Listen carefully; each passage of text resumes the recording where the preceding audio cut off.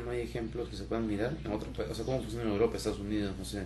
Bueno, ¿Cuántos? ahí nos asustaríamos más porque las valorizaciones son mucho más grandes. Lo que ocurre es que la comparabilidad ya no es tanta porque el ingreso medio por abonado acá en Perú es $7, en Europa es 30 o $40 y en Estados Unidos también. Entonces, no es tan sencillo comparar, pues. Hay un ratio, y con esto no intento confundirse, sino de repente ayudar al análisis, es, no, uno no compara dólares en realidad, uno compara dólares por megahertz, que es la unidad de medida de las señales inalámbricas, por abonado. Mm. Esa es la forma de mirarlo. Eso quiere decir que está en función de cuántos megahertz estamos hablando y cuántos abonados estamos hablando. Entonces, Europa y Estados Unidos son órdenes de magnitud muy distintos. Claro. En cambio, por eso decía que traduciendo lo ecuatoriano a lo peruano, como ya eran 8 millones de abonados, acá son más o menos 20, hay que hacer el ajuste y con ese ajuste sale como 1.000 millones, ¿no? Entonces, en el peor escenario, digamos que Telefónica dice, no, 20 millones y no quiero pagar más. El gobierno tendría que evaluar la alternativa, que tú dices que no es la óptima, de licitar esta banda y que venga un operador distinto. Sí. Pero eso implicaría comenzar todo de nuevo, en realidad. O Telefónica se vería obligado a venderle toda su infraestructura, todas sus inversiones a este operador nuevo. En la práctica habría una tendencia natural a que quien entre, perdón, a que quien salga busque Vende. liquidar sus activos. Es decir, ¿qué hace uno con tantas celdas e infraestructura en general colocada por todo el país, ¿no? Mm. Desmontarla para llevártela no es tan eficiente. Y para el entrante lo más razonable sería todo eso que ya está instalado, ahorrarse la logística de importar, ¿no?, equipamiento y todo eso. O sea, la tendencia natural sería que quien sale se lo venda a quien entre. Mm. Pero por lo que tú comentas, el escenario más probable es que Telefónica decida quedarse, que lleguen a un punto intermedio, 300, 400. Lo, Aunque está bien lejos del 20, pero digamos. lo que percibimos es que el interés del operador es evidentemente permanecer en el país. Ya tiene una presencia que ha desarrollado en todos estos años. El Estado, hasta donde conocemos, existe la disposición a plantearse que sí. Por supuesto, hay algunas voces, no en el Ejecutivo, sino a nivel del Legislativo, algunas voces, llamémosle maximalistas, que pretenden argumentar de que basado en incumplimientos de obligaciones de servicio, sería un argumento para justificar que se le elimine la posibilidad de renovar al operador, ¿no? Ahí, una vez más, preferimos no entrar en temas de detalle jurídico, que no es nuestro enfoque, pero en buena cuenta, desde el punto de vista estratégico, no son, a nuestro entender, una justificación suficiente como para no renovarle. Y en ese sentido, insistimos, lo que creemos es que al Estado y a los usuarios, quienes sean clientes de Movistar, lo más eficiente es que sí renueve, pero un monto que reconozca la dimensión del negocio como operador más grande de telecomunicaciones móviles en el país. Pero sí, Y en ese sentido, algo más, otro argumento que ha salido es que habría una inevitable alza de tarifas si es que paga eso mucho, es claro. ¿sí? Nosotros creemos que no, porque en este caso hay una diferencia entre Movistar y Claro, que es el otro operador grande, porque Claro, por supuesto que también tiene el tema de renovación, pero que viene de acá aún a unos años. En el corto plazo, desde el punto de vista comercial, para Claro, lo más sensato sería que si el otro operador pretende subir sus tarifas, en ese caso específico ellos no tendrían por qué hacerlo o incluso lo bajarían para todos sus clientes, ¿no? Entonces, Claro.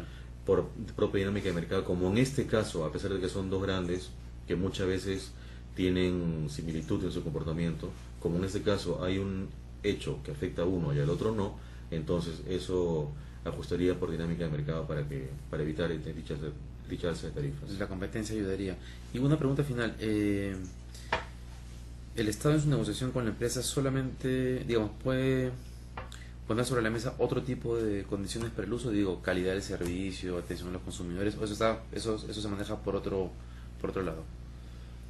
En términos generales se maneja por otro lado, sin embargo, en este caso podría incluirse de forma explícita algunas consideraciones.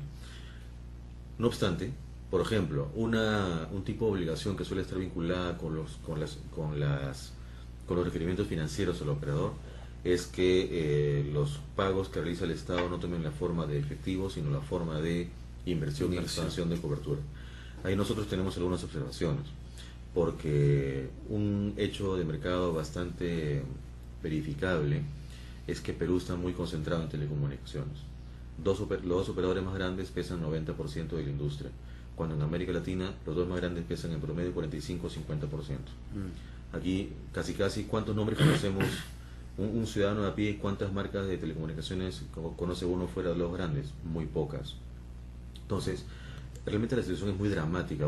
Basta comparar con unos cuantos países y la situación es dramática. Si pensamos en ese sentido, de que la expansión de cobertura también recaiga en los operadores más grandes, entonces no hacemos más que contribuir con que esa concentración se creciente. Pero entonces, ¿por qué siempre se ha dicho que no había espacio para un tercer operador? ¿O eso es un mito? Eso, lo que ocurre es que las tecnologías avanzan tanto, los mercados evolucionan tan rápido, que lo que en un momento puede haber sido cierto, pasan los años y deja de serlo. ¿Y por qué? Porque lo que al final determina que exista o no espacio es cuál es la relación costo-beneficio, beneficio-costo. Y lo que ocurre en telecomunicaciones es que los costos en general y los costos promedio por suscriptor en particular se van cayendo. Y los ingresos empiezan más bien a subir. Específicamente en telecomunicaciones móviles, lo que vemos es que cada vez hay más uso de datos. Ya a los teléfonos móviles cada vez se les puede llamar menos teléfono porque uno lo utiliza para 10 cosas, de las cuales solamente una es voz y uno usa para redes sociales, para internet en general, para chat, para muchos servicios que viajan sobre la banda ancha. Entonces, cada vez hay más negocio y cada vez cuesta menos. Por lo tanto, cada vez hay más rentabilidad posible, cada vez operadores de menor tamaño pueden entrar al mercado. Por lo tanto, nosotros creemos que en este momento sí hay espacio para nuevos operadores móviles, sí, nuevos operadores móviles, sobre todo si es que tienen una estrategia que no consista en ser operadores masivos, sino en ser operadores focalizados en segmentos del mercado. Pero segmentos no bajo la división tradicional de ABCDE o algo similar, o incluso ni siquiera geográficamente, sino por clústeres de demanda, es decir, perfiles de clientes que compartan algún patrón de consumo, por ejemplo, pymes, de algún tipo, pymes de industriales en bienes de consumo masivo, por ejemplo. Entonces habrá alguna cantidad de aplicativos, en fin, que vaya sobre la banda ancha, muy útiles para ellos para manejar su contabilidad, por ejemplo, ¿no? Y que se puedan hacer del dispositivo móvil. En fin, cosas de ese estilo, nosotros creemos que pueden ser una ruta para operadores móviles nuevos. Y ese tema, ya nos hemos expandido un poco, pero eso no te resuelve el problema de la concentración del 90%, ¿sí?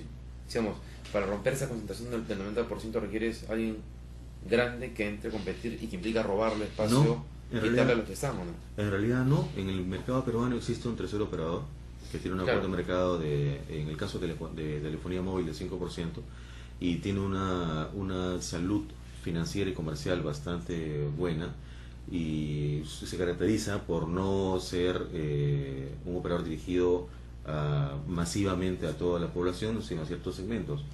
Entonces nosotros creemos que sí, que un operador entrante con las características que mencionamos ayudaría a forzar, ¿sabes qué cosa? La mejora, no ya la bajada de precios, porque los precios en Perú ya no son como antes. Ya no podemos decir que los precios en telecomunicaciones móviles sean los más caros de América Latina, como hace algunos años uno podía pensar. Ya la competencia ya no empieza a estar por el lado de precios, sino por el lado de servicios. Entonces nosotros creemos que en calidad de servicio hay un espacio de mejora que operadores entrantes podrían aportar. Bien, Carlos, muchas gracias por haber estado acá explicándonos esta negociación entre el gobierno y Telefónica. Muchas gracias. Espero contar contigo en otra oportunidad. Con mucho gusto. Bien, llegamos hacia el final de esta edición de Economía para Mulas. Nos vemos la próxima semana. Que les vaya bien.